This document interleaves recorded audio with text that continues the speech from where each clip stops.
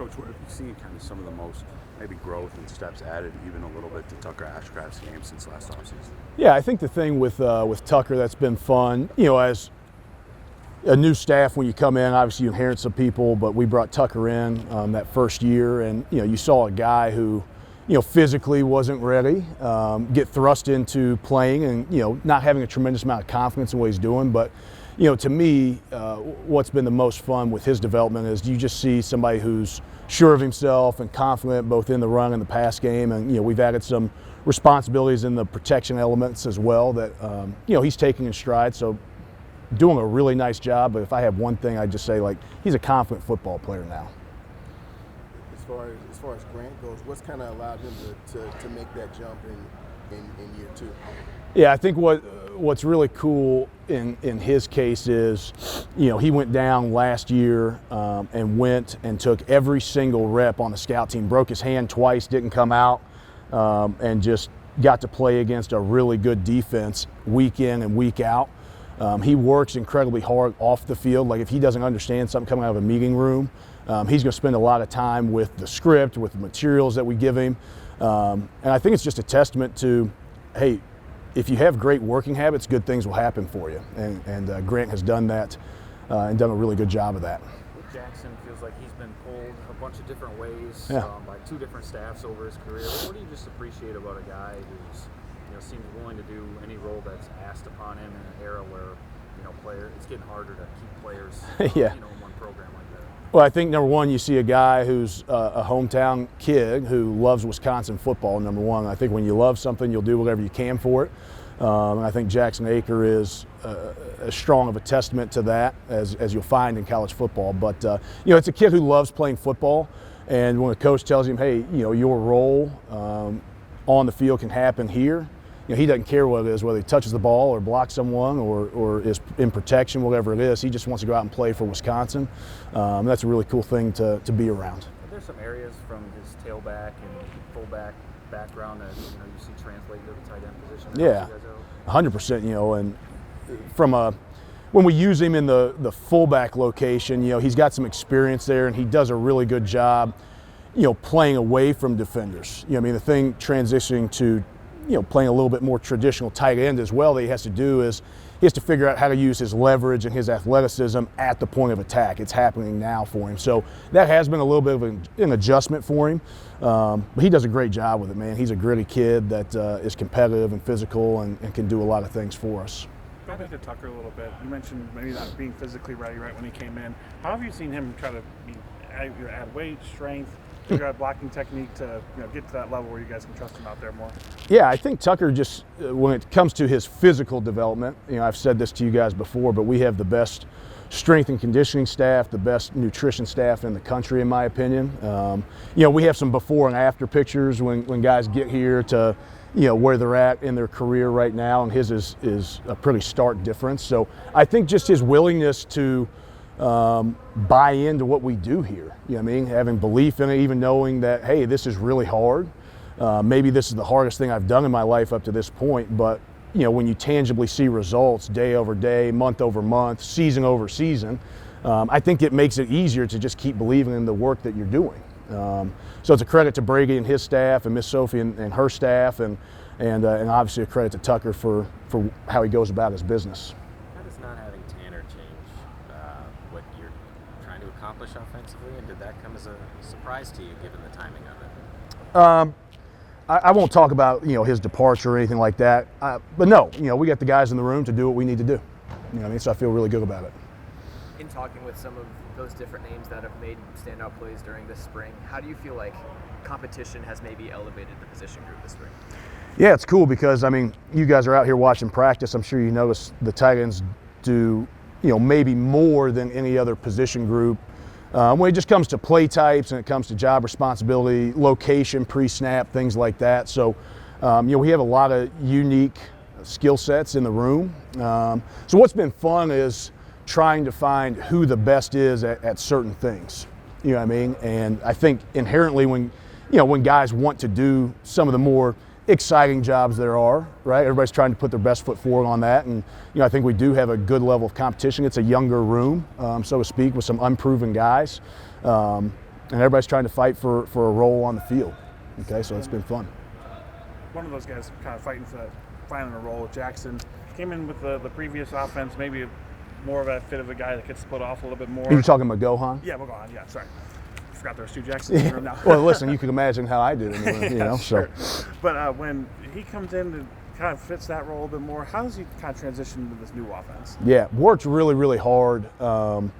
To put himself in a position to learn the offense, you know what I mean? And obviously, as a younger guy, and you don't have the experience to draw upon, right? Like, they're two very different offenses, but a zone play is a zone play, and you can kind of marry those things in your mind to give you a jump start as you're learning a new offense, right? But Jackson obviously has a really high-end, advantageous skill set on the perimeter, and you've seen some of that kind of show out there on the field. But what you're seeing, I think, what I'm most proud of with Jackson is, working habits and consistency have been a little up and down over his career, but you've seen him really just put his nose to the grindstone a little bit, trying to learn the offense, trying to stay up to date on all of his academics, his weight, and you're seeing some more success consistently on the field, which has been a lot of fun. With that younger group, who do you maybe see like as a voice who stepped up kind of as leader? Yeah, that's been a fun challenge. I think leadership, at large amongst our team has been something that's really emphasized. But being in charge of one room, you're trying to bolster that amongst the group.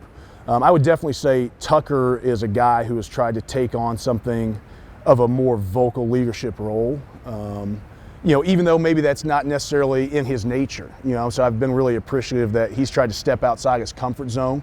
You've seen guys like Grant Steck who have some confidence in their learning and their understanding of the offense bring somebody like Emmett Bork along, kind of back there behind the play.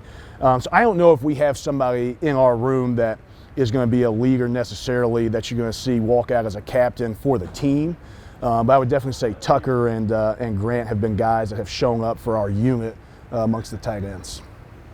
As far as JT goes, what kind of stands out to you about his transition to the new offense and how he might help? JT had a little pec injury coming out of training, so he missed a couple, I can't remember how many of those first practices, but didn't have quite the rep base that we got done with the rest of the guys in the winter cycle there before we hit spring ball.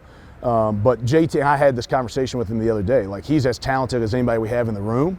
The challenge to JT since I've been here has been, hey, can you do this and can you use your gifts consistently enough, right? Can you do the right job consistently enough for the rest of the team to trust that you're going to go out there and do the right job? You know what I mean? So I think as JT continues, and you're seeing more and more and more consistency out of him as spring has gone on, but he's got a lot of tools for us to be able to leverage in the offense. So I'm excited to see how he finishes up. You've been able to utilize a lot more two tight end. Yeah. That's what we have here. Do you feel like that's given this offense an opportunity to be more physical, show some different things? Yeah, I do. I mean, really, we all get into coaching for a number of different reasons, right? Like college football was transformative in my life, and that was the first reason I got in, but I love scheme. I love doing what we do. Like I come to work every day and I get to script a period, and it's like the most fun hour I get to sit down and do because, when you coach tight ends and fullbacks and you got those guys in mind and the different ways that we can move people and manipulate a defense has been a lot of fun. But then to your point, not only getting two tight ends does it make us more physical and more of a presence in the run game, but then you start to play with the combinations of the two guys, right? Like, hey, a Tucker and an Aker, a Grant and a Tucker, like the different play types that you can utilize and still have the physicality we want. And, put defenses in conflict through the run game and the physical demeanor we have, but then what you can do off the shots and the actions off of that. So, it's been a lot of fun. I do think you're starting to see some of that become a little bit more of our offense's identity. We talked last year about how varied the tight end role could be in the previous offense. Yeah. Is it even more now with all the motions and shifts that you're doing pre-snap? Yes. How it changes? Yes, and part of that is just we have more volume of offense. Than by a lot than we did in the previous system. And we would move the tight ends around and the receivers around, but it was maybe a single movement, a fast motion, something like that. I mean, you're getting multiple movements pre-snap, a lot of times involving the tight ends and putting them in locations that are in the backfield, in the core, on the ball, in the wing, at number one, in the slot. And you might be calling the same play, and he's in 5 or 6 different locations, so his job responsibility changes. So, but with that being said, now, right, we do have varying skill sets, so we have the opportunity to put better people in different positions, if that makes sense. You have a lot of young tight ends in your room. When it comes to blocking, what's the biggest learning curve for young guys? Oh, that's a great question. On weight or what? Yeah, I mean, Wade is definitely like the physical development, being able to hold up in this league. But, you know, I think there's a matter of the heart when it comes to blocking at this level. Like, you know, you line up and you put your hand in the dirt and there's somebody across from you, like there's a willingness to block that guy. There's a willingness to run off the ball and create a violent collision. You know what I mean? And that takes time, learning and understanding and pushing yourself to do that consistently, play over play.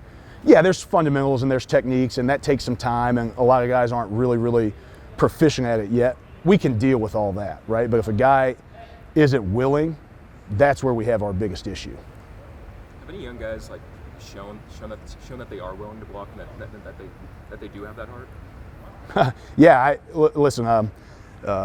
That's an element of the game that I really enjoy. You know, I came up a little bit as an offensive line coach, and I think guys who don't want to block are going to very quickly find out that they're not going to have much of a role here. You know what I mean? So even if they're not the best at it, as long as they're trying to show some violence and some speed off the ball, we can make it work. You know what I mean? But typically, guys that don't want to do that, we don't bring here, or we find out, and you know, they find themselves down the depth chart.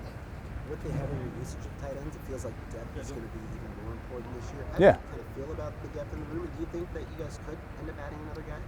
Yeah, I mean, you know, we always look at, you know, how we can best serve the team and what we need. So obviously there are, you know, discussions about what that looks like.